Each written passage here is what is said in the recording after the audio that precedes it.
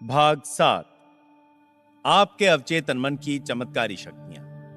आपके अवचेतन मन की शक्तियां अपार हैं। वो आपको प्रेरणा देता है, आपका मार्गदर्शन करता है और आपके स्मृतियों के भंडार से नामों, तथ्यों, दृश्यों को लाकर आपके सामने उजागर करता है। आपके अवचेतन ने ही आपके दिल की धड़कन शुरू की। वो आपके रक्त संचार को नियंत्रित करता है और आपके भोजन को हजम कर उसके निर्गम को संचालित करता है। जब आप रोटी का एक टुकड़ा खाते हैं तो आपका अवचेतन मन उसे परिवर्तन करके कोशिकाओं, मांसपेशियों, हड्डियों और रक्त में पहुंचाता है। यह ऐसी जटिल प्रक्रिया है जो दुनिया के बड़े से बड़े समझदार इंसान की पहुंच से बाहर है। आपका अवचेतन मन आपके शरीर की सभी महत्वपूर्ण क्रियाओं और कार्यों को नियंत्रित करता है और सभी समस्याओं का उत्तर भी जानता है। आपका अवचेतन मन कभी सोता नहीं, कभी आराम नहीं करता। वो हर दम काम पर लगा रहता है। आप अपने अवचेतन मन की चमत्कारी शक्तियों को जानने के लिए अपने अवचेतन मन को सोने से पहले सीधे शब्दों में बताएं कि आप एक विशेष काम करना चाहते हैं। आपको जानकर प्रसन्नता होगी, आपके अंदर की शक्तियां काम पर लग जाएंगी और आपको इच्छित परिणाम मिल जाएंगे। अवचेतन मन में उस शक्ति और विवेक का माध्यम मौजूद है जो आपको सर्वशक्तिमान या उस महाशक्ति से संपर्क कराती है जो इस जगत को चलायमान रखती है, सभी ग्रहों को उनकी परिधि पर बनाए रखती है और सूर्य को प्रकाश देती है। आपका अवचेतन मन आपके आदर्शों, अभिलाषाओं और परोपकारी मांगों का माध्यम है। अवचेतन मन के माध्यम से ही शेक्सपियर महान सत्य की कल्पना कर पाए जो आम आदमी की नजर से तब तक छिपा रहा था।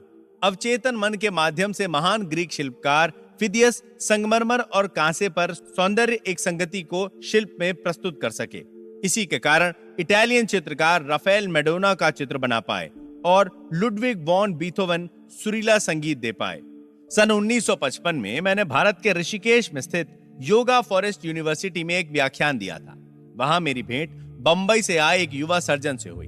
उन्होंने एक स्कॉट सर्जन जेम्स एसडेल के बारे में बताया, जिन्होंने आधुनिक प्रकार के एनेस्थीसिया के आविष्कार से पूर्व बंगाल में काम किया था।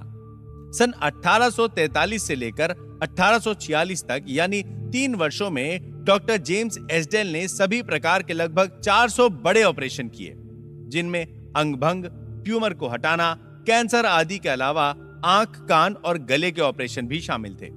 वे सभी ऑपरेशन मानसिक एनेस्थीसिया में किए गए। ऋषिकेश में भारतीय डॉक्टर ने बताया कि ऑपरेशन के बाद मृत्यु संख्या बहुत ही कम, शायद 2 या 3% ही थी। रोगियों को दर्द नहीं हुआ और ऑपरेशन के दौरान कोई मृत्यु नहीं हुई। डॉक्टर एसडेल ने रोगियों के अवचेतन मन को, जो सुषुप्त अवस्था में था, सुझाव दिया कि किसी प्रकार का संक्रमण या सेप्टिक नहीं होगा। आपको याद रखना चाहिए, ये लुई पाश्चर और जोसेफ लिस्टर के इजाद से पहले की बात है, जिसमें उन्होंने पहली बार बैक्टीरिया जनित बीमारी और उसके संक्रमण के खतरे के बारे में चेतावनी दी थी। भारतीय सर्जन ने बताया कि मृतक संख्या कम रहने और इन्फेक्शन निम्नतम रहने का काम निसंदेह डॉक्टर एसडेल की ओर से रोगियों को दिए गए सुझावों का परिणाम था। उन्होंने रोगियों के अवचेतन मन को ये सुझाव प्रेषित किए थे और रोगियों पर इनका पूरा प्रभाव पड़ा। यह आश्चर्य नहीं तो क्या है कि 150 वर्ष पहले कैसे एक सर्जन ने अवचेतन मन की चमत्कारी कारगर शक्तियों का आविष्कार किया। क्या आपको आश्चर्य नहीं होता कि वो कौन सा जादू है जिसकी शक्तियां इतनी प्रभावशाली हैं? जरा रुककर सोचें, अपने अवचेतन की इन दैवी शक्तियों का अंदाजा लगाएं। कैसे वो आपके शब्दों को उड़ाकर दूसरे अवचेतन मन को प्रभावित कर देती हैं। उनके लिए समय, काल, स्थान कुछ भी मायने नहीं रखता। उनकी क्षमता है कि वो आपको दर्द से मुक्ति दिला सकती हैं, आपके कष्ट दूर कर सकती हैं और सभी प्रकार की समस्याओं का समाधान कर सकती हैं। ये सब और अनेक दृष्टांत आपके सामने उजागर करते हैं कि आपके अंदर शक्ति और ज्ञान मौजूद है जो आपकी बुद्धि और विवेक को गतिमान रखती है। ये आपका अमोघ अस्त्र है। ये सब जानकर आपको हर्ष होना चाहिए और विश्वस्त होना चाहिए। आपके अवचेतन मन की शक्तियां अपार हैं। आपका अवचेतन आपके जीवन की पुस्तक है। जो विचार, आस्थाएं, विचारधाराएं, नियम, सिद्धांत और मत आप अपने अवचेतन मन में लिखते हैं, अंकित करते हैं या सुझाव देते हैं, वे परिस्थितियों, दशाओं और घटनाओं के आकार में आपके समक्ष प्रदर्शित हो जाते हैं। आप जो अंदर जाकर लिखते हैं वो बाहर अनुभव के रूप में आपको मिल जाता है। आपके जीवन के 2 पहलू हैं। उद्देश्य सूचक और विषय सूचक, दृश्य और अदृश्य, विचार और साकार।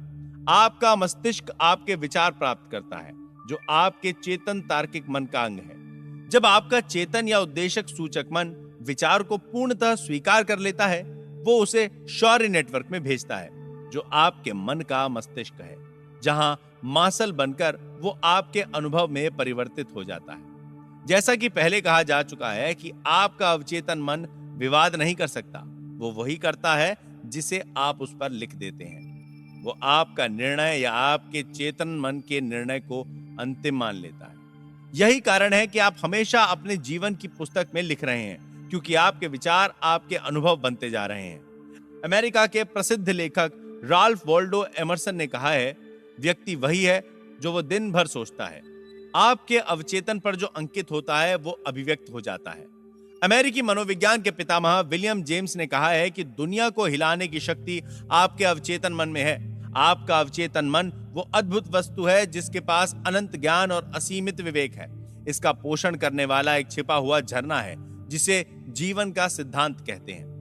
जो कुछ आप अवचेतन मन पर अंकित करते हैं, अवचेतन मन उसे पूरा करने के लिए जमीन आसमान एक कर देता है। इसीलिए आपको इसमें सही और सकारात्मक विचार अंकित करने चाहिए। दुनिया में इतनी अशांति और दुख है क्योंकि लोग अपने चेतन और अवचेतन मन के आदान प्रदान को नहीं समझते। जब ये दोनों मिलकर और सहमत होकर पूर्ण शांति में आपस से तालमेल में काम करते हैं तो आपको स्वास्थ्य, खुशी और आनंद प्राप्त होता है। जब चेतन और अवचेतन मिलकर सौहार्द पूर्वक शांति से काम करते हैं तो कोई अनबन नहीं होती, कोई बीमारी नहीं होती। हेर्मेस की मजार को बड़ी उम्मीदों और चमत्कार की आशा से खोदा गया था, क्योंकि लोगों को विश्वास था कि उसमें सदियों के महान रहस्य छुपे होंगे। किंतु रहस्य जैसा अंदर था वैसा ही बाहर था, वैसा ही नीचे था। दूसरे शब्दों में, आपके अवचेतन मन में जो अंकित है वही आकाश पर अंकित है। इसी सत्य का उपदेश मोसेस, जीसस, बुद्ध, जोरास्तर और हर युग के महान ऋषि मुनियों ने दिया है। जो भी सत्य आप विषय के अनुरूप स्वीकार करते हैं वो परिस्थितियां, अनुभवों और धारणाओं में मूर्त रूप में प्रकट होता है। शांति और उद्गारों का संतुलन होना चाहिए। जैसा परलोक में है वैसा ही पृथ्वी में है। जैसे परलोक यानी आपके मन में है, वैसे ही पृथ्वी यानी आपके शरीर और उसके आसपास के वातावरण में है। यही जीवन का सबसे बड़ा नियम है। आप प्रकृति के संपूर्ण क्षेत्र में कर्म और उसके फल का नियम पाएंगे। इन दोनों का संतुलन होना चाहिए, तब जाकर सौहार्द और सामंजस्य बनता है। आप इस जीवन में इसीलिए आए हैं ताकि आपके भीतर जीवन का नियम आप में एक लय और मृदुलता से समावेश होता रहे। जितना आए उतना जाए, दोनों बराबर हैं। अंकन और अभिव्यक्ति बराबर होनी चाहिए। अपनी सारी निराशा आपके अपूर्ण विचारों के कारण है जो पूरे नहीं हो पाए। यदि आप नकारात्मक, विध्वंसात्मक और दूषित रूप से सोचते हैं तो ऐसे विचार विनाशकारी भावनाओं को जन्म देंगे जो बाहर जाकर रूप धारण करेंगे। ऐसी भावनाएं चूंकि नकारात्मक हैं, इसीलिए उनका रूप आघात, हृदय की बीमारी, तनाव और परेशानियां होती हैं। अब ये बताएं कि आपका अपने बारे में क्या विचार या एहसास है। आपका प्रत्येक अंग ये बता रहा है। आप अपनी जीवन शक्ति, आपका शरीर, आर्थिक स्तर, आपके दोस्त, सामाजिक स्तर, ये सब मिलाकर आप अपने व्यक्तित्व की छवि को देखते हैं। इसका सही अर्थ यह है कि आपके अवचेतन मन में जो अंकित है वही जीवन में अभिव्यक्त होता है। नकारात्मक विचार जो हम पाले रहते हैं वो हमें क्षति पहुंचाते हैं। कितनी बार आपने क्रोधित होकर, डरकर, ईर्ष्या करके या बदले की भावना रखकर अपने को नुकसान पहुंचाया है। ये जहरीले विचार हैं जो आपके मन में अड्डा जमा लेते हैं। जन्म से आपके अंदर ये विचार नहीं थे। अपने अवचेतन मन को जीवन देने वाले विचारों से भरें। इससे क्या होगा कि जो आपके नकारात्मक जहरीले विचार जो अड्डा जमाए बैठे हैं वे अंततः हमेशा के लिए बाहर निकल जाएंगे। इसके लिए आपको सतत प्रयास करना होगा। अवचेतन त्वचा रोग का उपचार करता है। इस संबंध में एक व्यक्तिगत उदाहरण उचित होगा जो यह साबित कर देगा कि अवचेतन मन में वास्तव में उपचार करने की शक्ति होती है। लगभग 40 साल पहले मुझे त्वचा रोग हो गया था, जिसे मैंने अपने अवचेतन मन की उपचार करने की शक्ति से ठीक कर लिया। मेरा रोग बढ़ गया था। मेडिकल उपचार असफल हो चुका था और रोग बढ़ता जा रहा था। गिरजाघर के पादरी ने, जिसे मनोविज्ञान का गहन अध्ययन था, बाइबल की 139वीं आयत का गूढ़ अर्थ समझाया। वो आयत इस प्रकार है, अपनी पुस्तक में मेरे सभी सदस्यों के नाम लिखे हैं जिन्हें आप ही ने बनाया, जबकि पहले यहां कुछ भी नहीं था। उसने इस आयत की व्याख्या करते हुए बताया कि यहां पुस्तक का अर्थ मेरा अवचेतन मन है, जिसने शरीर के सभी अंगों को अदृश्य कोशिका से बनाया और गढ़ा है। उसने ये भी बताया कि जैसे अवचेतन मन ने मेरे शरीर के अंगों को बनाया, वैसे ही वो उपलब्ध प्रक्रिया से दोबारा उन्हें गढ़कर उपचार भी कर सकता है। उस पादरी ने मुझे अपनी घड़ी दिखाते हुए कहा, इसको बनाने वाला कोई था और उस घड़ी का निर्माता को इसे बनाने से पहले विचार आया होगा, जिससे उसने एक आकार के रूप में इसे निर्मित किया। यदि ये घड़ी खराब हो जाए तो घड़ी साज इसे ठीक करके बना सकता है। मेरे उस मित्र ने मुझे याद दिलाया कि अवचेतन ज्ञान जिसने मेरे शरीर की रचना की है, घड़ी साज की तरह है और सही रूप से जानता है कि उसे कैसे ठीक करके वापस उसी रूप में लाया जाए, और वो इस दिशा में शरीर की महत्वपूर्ण प्रक्रियाओं एवं कार्यों को काम पर लगा सकता है। किंतु इसके लिए मुझे स्वस्थ होने का विचार उसे प्रेषित करना होगा। मैंने बहुत साधारण तरीके से प्रार्थना की।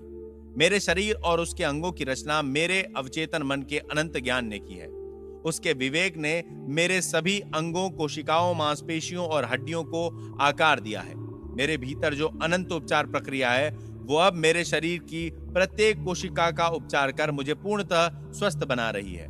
मैं उपचार के लिए धन्यवाद देता हूं। मेरे अंदर के इस ज्ञान के कार्य सचमुच में आश्चर्यजनक है। मैंने ये प्रार्थना 5 मिनट में मुंह से बोलकर दिन में 2-3 बार दोहराई। लगभग 3 महीने में मेरा त्वचा रोग दूर हो गया और इस प्रकार मैं पूर्ण रूप से स्वस्थ हो गया। आपने देखा होगा कि मैंने केवल अपने अवचेतन मन को जीवन देने वाले के तरीके दिए। भाग 8।